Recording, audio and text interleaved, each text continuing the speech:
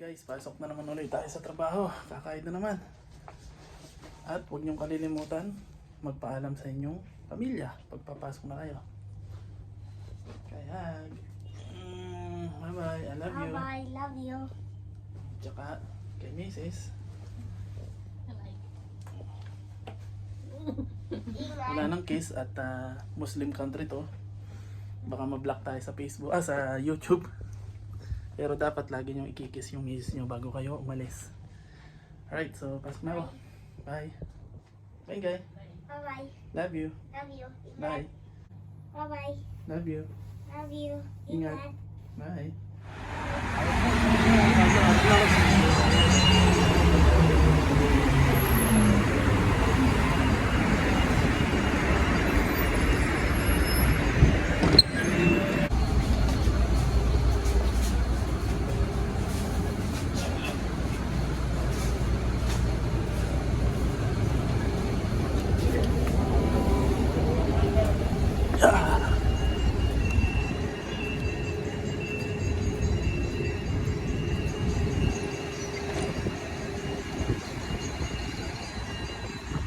Okay guys, nandito na ako sa trabaho ko. As usual, duty muna tayo para magkapera. So ayan, okay, sa Sabado ngayon. Last time, may nag-comment sa video ko, kailangan sabihin ko daw kung anong araw at anong oras na. So ngayon ay Sabado at alas And then 4:42 PM na ng hapon dito sa United Arab Emirates. Kung nasaan ka man, shoutout sa iyo. Thank you sa comment mo. So yan, ngayon ay Sabado at 4:42 na ng hapon. Pasensya ka na kasi wala akong relo. Mahirap lang tayo, hindi tayo maka-afford ng relo. At ang gamit kong pang video ay cellphone ko ngayon. Kaya hindi ako makatingin sa oras. Okay?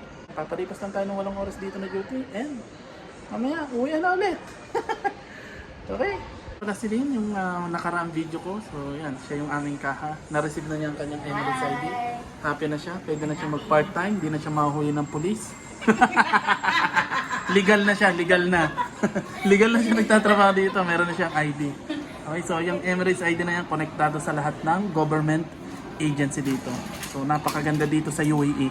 Yan ang isa sa pinakamaganda dito, yung Emirates ID nila. So iisa lang yung ID dito. Hindi katulad sa Pinas, sandamak bank na ID ang kailangan mo. Dito isa lang. Ayan. Okay, so trabaho muna kami ni Lynn. Medyo maraming tao ngayon sa loob. At malapit ng Halloween, kaya may decoration na kami ng Halloween. Yan. Tsaka yung mga gagagamba na yan at tsaka sapot. Alright. Okay, magbe-break muna ako pero hindi ako kakain kasi sobrang busog ko.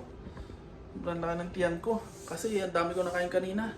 Naglakad-lakad kasi kami kanina nila Sky para pampalipas oras. Tapos dinaanan namin yung kaibigan ko na nagtatrabaho sa restaurant. Bibili lang sana kami ng halo-halo.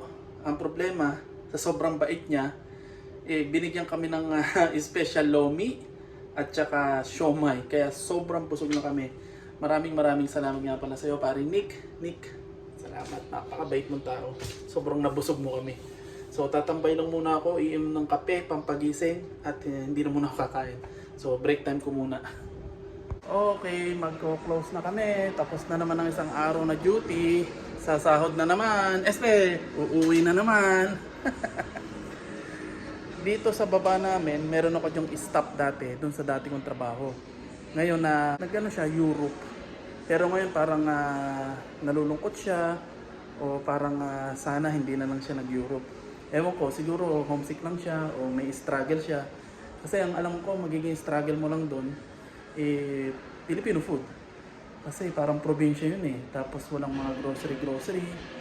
Tapos kailangan mo ng sasakyan para makapunta doon sa mga malalaking supermarket. At kailangan mo doon ng sariling sasakyan kasi malayuan doon eh. Para sa akin, sana maging maayos siya doon, maging maganda yung buhay niya. At nasa sayo naman yun. Kung saan ka masaya, kung komportable ka na doon sa trabaho mo, masaya yung pamilya mo, napapagalan mo yung anak mo, napapakain mo yung pamilya mo, nakakatulong ka sa iba. Siguro okay na yun, masaya na ako doon. Simpleng buhay. Ay, siyempre, mas maganda kung medyo angat-angat o may negosyo, ganung bagay. Pero Sa ngayon, yung ibang bansa ulit, mag-Europe, wala pa sa isip ko. Masaya pa ako dito na ibibigay pa nitong United Arab Emirates yung pangangailangan ko. So paano, mag-aayos muna ako at pauwi na ako. Okay, naglilinis na si Sheila. Uwi na kami. Ay! Yun yung kala ko may may nakapag-uwi niyan. Kasi sabi ko, ang liit niyan eh. Madaling ibulsa ba? Sky, uwi na tayo? May bisita nga pala ako si Sky. Naglaro siya dito. Nga! Tara na. Dapat ako titipaw. Titipaw? Sige. Alright, uwi na tayo. Uwi na. Bibihis lang ako. Okay. Uwi na. I'm vlogging. Precious and praise. Hey!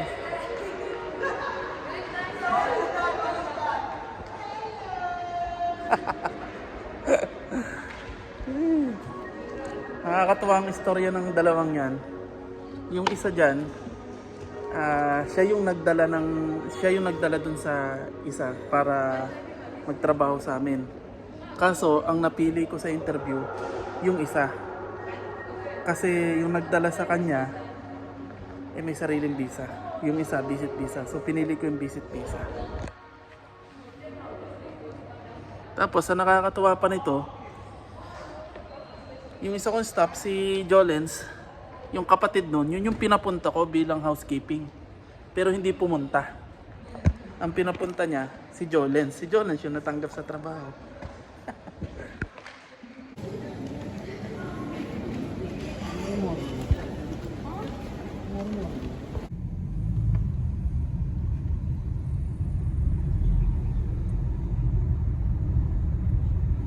Okay, nakababa na kami ng taxi. Nag-taxi na kami kasi mahirap mag-bus ngayon kasi alas 12. Pang alas 12, mahirap mag-bus. Isa na yung bus, siksikan. Taxi, mabilis. Okay, dito na kami sa bahay. Sinabay ko yung si Sheila, yung isa kong kasamahan.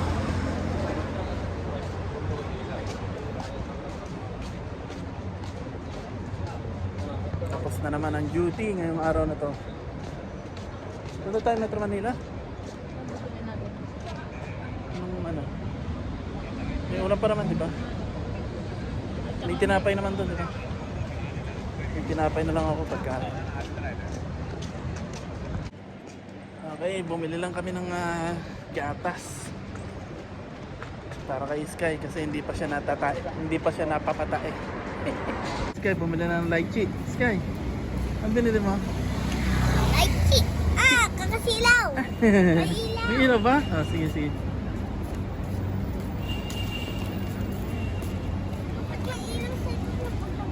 Okay guys, nandito na kami sa bahay. Parating lang namin. Ibis lang ako at magpapahinga na. Okay guys, so paano? Next time na lang ulit. Hanggang dito na lang yung video ko. Papahinga na ako. Natutulog. May mag-ina si Sky. Naghuhugas ng kamay. So lagi niyong tatandaan yan. Pagkagaling sa trabaho o kaya lumabas kayo, sumakay kayo ng bus, nag-lift kasi humawa kayo sa iba't ibang hawakan na hinawakan din ng ibang tao. Ugaliin yung maghugas lagi ng kamay para iwas virus. Okay? So paano? See you na lang next time. Bye!